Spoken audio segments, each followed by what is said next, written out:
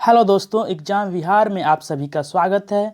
64वीं BPSC मुख्य परीक्षा में सफल होने वाले अभ्यर्थियों को एग्जाम बिहार की तरफ से ढेर सारी शुभकामनाएं और उम्मीद है कि आप अपने इंटरव्यू की तैयारी जोर शोर से कर रहे होंगे। दोस्तों, बहुत ही जल्द लॉकडाउन होने के बावजूद भी बीपीएससी अपने इंटरव्यू प्रोग्राम की शुरुआत बहुत ही जल्द करने वाला है और उम्मीद है कि अगस्त तक इसके इंटरव्यू शुरू हो जाएंगे। और अगर हम देखें तो इसी बीच उत्तर प्रदेश लोक सेवा आयोग 2018 का जो ईपीपीसीएस का जो वैकेंसी थी उसके लिए इंटरव्यू अभी वहाँ पे चल रहा है, तो इसलिए हमें उस इंटरव्यू पे नज़र बना के रखना है, क्योंकि वहाँ से जो प्रश्न पूछे जा रहे हैं वे बहुत सारे प्रश्न हमें बीपीएससी इंटरव्यू में भी देखने को मिल सकते हैं। चलिए दोस्तों, देखते हैं कि हम ईपीपीसीएस 2018 इंटरव्यू में कैसे कैसे प्रश्न पूछे जा रहे हैं। तो देखिए, यहाँ पे अभी लॉकडाउन के कारण जो स्थिति बनी हुई है इसको लेकर बहुत सारे प्रश्न वहाँ से पूछे जा रहे हैं। चलिए देखते हैं यूपीपीसीएस 2018 इंटरव्यू में पूछे जाने वाले प्रश्नों को। तो देखिए, यहाँ पे सबसे पहले एक अभ्यर्थी से पूछा गया कि लॉकडाउन, कर्फ्यू एवं धारा 144 में अंतर बताएं।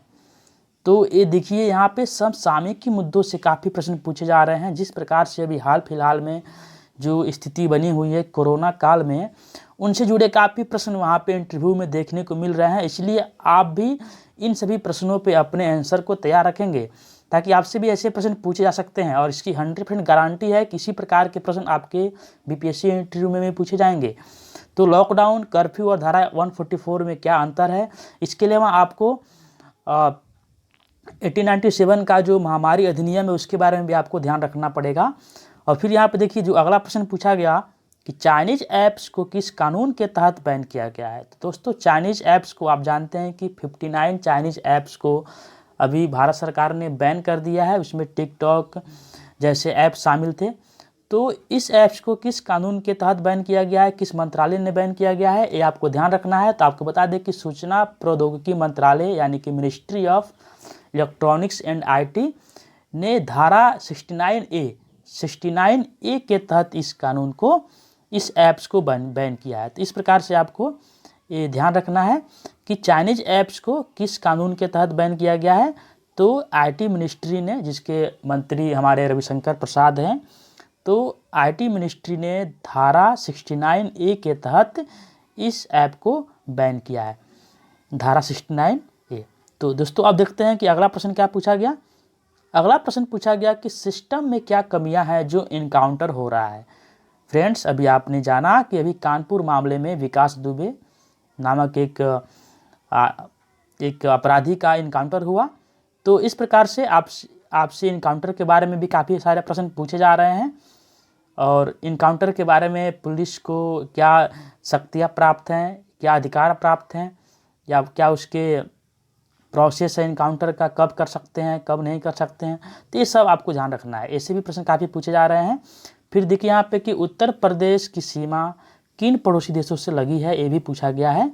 तो एक आसान सा प्रश्न है। हालांकि उत्तर प्रदेश की सीमा अगर हम देखें तो एक हमारा पड़ोसी देश नेपाल है, उससे टच करता है, सिर्फ और सिर्फ नेपाल से सीमा साझा करता है उत्तर प्रदेश। तो ये भी आपसे प्रश्न पूछा गया है। फिर अगले हम प्रश्न को देखें तो यहाँ पूछा गया है कि राष्ट्रीय सुरक्षा कानून के बारे में बताइए, यानी रासुका के बारे में बताइए। और एक आपसे ये भी प्रश्न पूछा गया कि राष्ट्रीय खाद्य सुरक्षा कानून के बारे में बताइए। तो राष्ट्रीय खाद्य सुरक्षा कानून के बारे में भी प्रश्न पूछा गया है। तो आपको बता दें, चूँकि अभी कोरोना काल में लॉकडाउन के कारण जन वितरण प्रणाली के माध्यम से सभी को राशन देने की बात की जा रही है और दिया भी जा रहा है।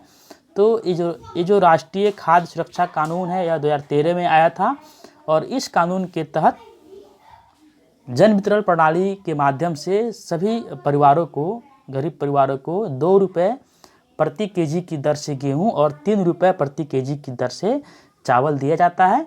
और यह जो नेशनल फूड सिक्योरिटी एक्ट है 2013 से प्रभाव में आया था।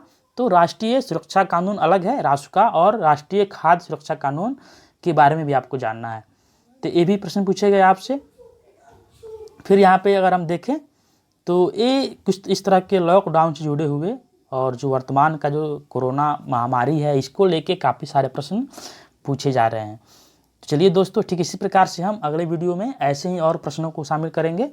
धन्यवाद।